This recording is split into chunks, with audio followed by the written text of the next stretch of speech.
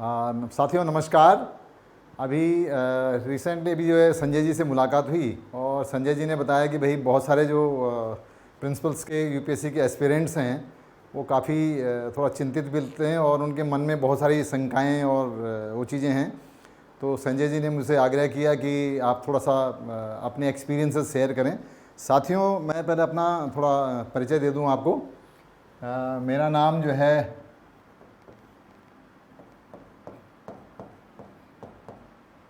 तपेश्वर जुगरान।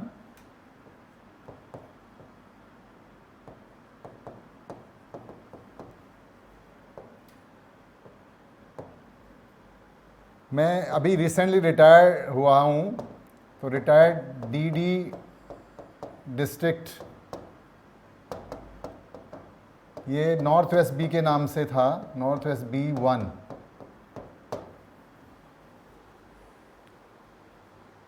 मेरी रिटायरमेंट अभी अप्रैल में हुई है और बहुत ज़्यादा चीज़ें वो नहीं है, लेकिन थोड़ा सा मैं आपके साथ शेयर करना चाहूँगा कि यूपीएससी का, मैं भी यूपीएससी के थ्रू ही एज प्रिंसिपल बना था और 2007 के बैच में। तो मुझे वहाँ क्या क्या पूछा और कैसे हुआ था, मैं थोड़ा उसको शेयर करना चाहता हूँ आपसे। साथियों सबसे पहले तो ये है कि कूल माइंड होना है ना, घबराने की कोई ऐसी स्थिति है ही नहीं। आपको जो भी है वो सारा का सारा अपने जो ऑनेस्टली जो आप हैं उसको आपको शो करना है, बाकी कुछ नहीं। आर्टिफिशियली कुछ नहीं, आर्टिफिशियल के लिए कोई जगह नहीं है। जो नेचुरल है उसको आने दीजिए, फ्लो में आने दीजिए, कोई इशू नहीं है। तो मुझे जो है बेसिकली मैं तो फिज़िक्स बैकग्राउंड से हूँ और मुझे वहाँ पर जब हमारा जो बोर्ड था उसमें 3 लोग थे। एक तो चेयरमैन साहब थे और मुझे ख्याल लगता है एक तो साइकोलॉजिस्ट होंगे और शायद मुझे जो लगता है जो इंटरव्यू के उससे तो वो एक सब्जेक्ट एक्सपर्ट थे। हो सकता है उन्होंने ऐसे ग्रुपिंग की हो कि साइंस वालों को उस दिन बुलाया तो उस दिन साइंस के एक्सपर्ट रहे होंगे। आपके केस में भी ऐसा कुछ हो सकता है, तो या नहीं भी हो सकता, वो ज़रूरी नहीं है। बट एज ए प्रिंसिपल आपको तो अधिकतर हर सब्जेक्ट की जानना ज़रूरी है, क्योंकि जब भी आप किसी भी क्लास में आप ऑब्जर्वेशन के लिए जाते हैं तो आप ये नहीं कहेंगे कि जी मैं तो फिजिक्स का हूँ तो भाई अब मैं हिंदी की क्लास ऑब्जर्व नहीं करूँगा। तो आपको अधिकतर हर चीज़ की जानकारी रखनी ज़रूरी है। तो इसलिए भी हो सकता है उन्होंने वहाँ क्वेश्चंस पूछे होंगे, बट ज़्यादातर आपके ही फील्ड से क्वेश्चंस वो जनरली पूछते हैं। साइकोलॉजिकल के अंदर जनरली क्या होता है कि वो आपको क्लास में या स्कूल के अंदर क्या क्या सिचुएशंस आ सकती हैं उसके हिसाब से वो डिस्कस करते हैं। तो जैसे मुझे उन्होंने पूछा था कि भाई आपके यहाँ कोई टीचर अगर अच्छा नहीं है या बेकार, इस तरह का वर्ड उन्होंने किया, तो मुझे वो अच्छा नहीं लगा। तो मैंने तुरंत उनको काउंटर किया कि ऐसा कोई भी नहीं होता है।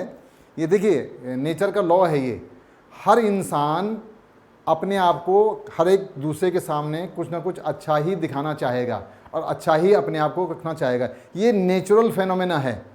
तो ऐसा नहीं है कि वो कुछ करना नहीं चाहता। हो सकता है कि वो नहीं कर पा रहा है और हम उसको कह रहे हैं कि वो करना नहीं चाहता। मेन अब हेड ऑफ स्कूल, जो आप कल प्रिंसिपल बनने वाले हैं, हेड ऑफ स्कूल बनेंगे, तो आपका रोल क्या होना चाहिए कि आपके अंदर वो स्किल होनी चाहिए। सबसे पहले आइडेंटिफाई करना है कि इससे मैं क्या काम ले सकता हूँ। तो मैंने उनका इस क्वेश्चन का जवाब ये दिया था, मेरे पास पेन ड्राइव भी थे, आपके पास जो भी मटेरियल आपने चीज़ें की होंगे वो ज़रूर अपने साथ ज़रूर ले जाएं, ताकि मौके के दौरान अपने सारे हथियार वहाँ आप दिखा सकें। तो मेरे पास पेन ड्राइव था और मैंने पेन ड्राइव से उनसे कहा कि देखिए आप मेरे यहाँ ड्राइंग टीचर नहीं है, लेकिन मैं अभी आपको पेन ड्राइव में दिखाता हूँ आपको, तो आपको लगेगा नहीं कि मेरे स्कूल में कोई ड्राइंग टीचर ही नहीं है।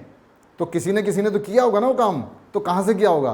तो जब आपने एक्सप्लोर किया होगा, किसी की क्वालिटीज़ देखी होंगी और उन क्वालिटीज़ को एक्सप्लोर करके उसको अपॉर्चुनिटी दी होगी, तो इससे 2 फायदे हुए होंगे कि जिस टीचर ने भी वो काम किया होगा उसका मॉरल बहुत ज़्यादा हाई हुआ होगा, वो वैसे ही बूस्टअप हो गया होगा और उसको देख के दूसरे लोगों के मन में भी आया होगा कि हाँ यार अगर ये कर सकते हैं तो हम भी कर सकते हैं, और वो उसका जो कॉन्फिडेंस है वो हाई हो गया होगा। जबकि अगर हम ये कह देते कि नहीं यार ये तो नहीं कर सकता या हम भी नहीं कर सकते, ड्राइंग टीचर तो है नहीं तो स्कूल भी कुछ नहीं हो सकता, तो ये चीज़ देखने वाली है। तो मैंने उनसे कहा कि भाई आप, मैं दिखा, तो बाय चांस क्या था कि उस समय शायद एडवांसमेंट इतनी नहीं थी, तो उन्होंने कहा नहीं हमारे पास तो कंप्यूटर नहीं है। तो साथियों मेरा पॉइंट पॉजिटिव हो गया, क्योंकि मैं तो सारी तैयारी के साथ बैठा हूँ, लेकिन आपका जो बोर्ड है वो तैयार नहीं है कि भाई मैं तो हाई टेक भी आया हूँ लेकिन आपके पास नहीं है। तो वो वहीं बात ख़त्म हो गई तो इसलिए कहने का मतलब है कि आप हर चीज़ अपनी जो है तैयार लेके जाएं। उनके पास उस चीज़ की अवेलेबिलिटी होगी तो ठीक है, वेल एंड गुड, दिखा दीजिए। नहीं होगा तो फिर भी आप क्या अपर हैंड हो जाएगा कि भाई आप वाकई आपके पास तो सारी चीज़ें तैयार हैं। तो एक जो क्वेश्चन था कि वो उनका काउंटर हो चुका था कि भाई ऐसा कोई ही होता ही नहीं है प्राणी जो अयोग्य हो। अमंतरम अक्षरम नास्ति अमोघ्यम चोरधन अयोग्य पुरुषः नास्ति प्रयोजकस्तुर्लभः। ये मैं बार बार हर स्कूल में, हर टीचर्स के साथ, हर बच्चों के साथ बोलता हूँ कि कोई भी व्यक्ति अयोग्य होता ही नहीं है। प्रॉब्लम क्या होती है कि जो उससे काम कराने वाले लोग हैं वो बहुत ही ज़्यादा दुर्लभ होते हैं। तो आपको वो चीज़, वो स्किल अपने आप में डेवलप करनी है कि इसके आइडेंटिफाई किया। अगर इसको कल्चरल में ज़्यादा इंटरेस्ट आता है और वो फिजिक्स पढ़ाने में दिक्कत है उसको, तो फिजिक्स थोड़ा बहुत वो कर लेगा गाइड करके, लेकिन उसकी जो कल्चरल वाली जो उसकी स्किल्स हैं उनको एक्सप्लोर करके उसको किसी और दूसरी जगह और कल्चर का इंचार्ज बना दीजिए, कुछ और चीज़ दीजिए ताकि उसके इंटरेस्ट में उसका होगा। और फिजिक्स भी धीरे धीरे उसको सपोर्ट करके उसके लिए कोई वर्कशॉप ऑर्गेनाइज करा दीजिए, किसी और जो दूसरे स्कूल के टीचर्स हैं उनके साथ उनको कोऑर्डिनेट करा दीजिए। तो इस तरह से साथियों वो बहुत सारी चीज़ें आप अपने स्कूल को अच्छा बना सकते हैं। तो इस तरह की चीज़ें आप ध्यान रखें और ऑनेस्टली करें। तीसरी बात थी कि जो सब्जेक्ट का था, तो सब्जेक्ट में आप कई बार क्या करते हैं, वो ये कोई नहीं देखना चाहता कि भाई आपको कितनी सब्जेक्ट की नॉलेज है, आपको सब्जेक्ट थोड़ी पढ़ाना है वहाँ। वो सिर्फ ये देखना चाहता है कि आपका कॉन्फिडेंस क्या है, आपका वे ऑफ एक्शन क्या होता है, आपका स्टाइल क्या है। तो वो चीज़ें देखना चाहते हैं, आप कितने ऑनेस्ट हैं, आप कितने डेडिकेटेड हैं अपने प्रोफेशन में। तो ऑनेस्टली, तो जब कभी भी अगर आपको इंट्रोड्यूस करने के लिए कहते हैं कि भाई अपना कोई एक टॉपिक कहेंगे आपसे कि इंट्रोड्यूस करिए, तो उसका रीज़न क्या होता है, वो ये नहीं देखना चाहते कि बहुत ज़्यादा नॉलेज आपको है कि नहीं, वो देखना ही चाहते हैं कि आप किसी भी चीज़ को किस तरह से करते हो। तो साथियों ये ध्यान रखिए कि आपके, चूंकि चॉइस आपके पास है, कोई भी टॉपिक अगर उन्होंने टॉपिक दे दिया तो थोड़ा सा प्रॉब्लम हो सकती है, लेकिन जो भी टॉपिक अगर आपको देता है आपकी चॉइस का, तो आप अपना ऐसे चॉइस कर लें और उसको हमेशा एक इंटरेस्टिंग वे में इंट्रोड्यूस करें। डायरेक्ट सब्जेक्ट पे ना आए, पहले उसको थोड़ा एक स्टोरी टाइप की बना करके या कुछ ऐसे चीज़ के, ताकि जो है बच्चों के अंदर जैसे क्रिएशन होता है ना इंटरेस्ट का, और ताकि वो सुनने लगे आपकी बात। तो जब वो एक बार आपकी बात सुनेंगे तो सारा चीज़ उनके माइंड में अंदर जाएगा। तो ठीक वही चीज़ें उसके अंदर भी है। तो ये स्टाइल क्या है, आपका वर्किंग का तरीका क्या है, आपकी थिंकिंग क्या है। तो बी पॉजिटिव ऑलवेज, हमेशा पॉजिटिव अगर आप रहेंगे तो आप सब चीज़ें अच्छी होती चली जाएंगी।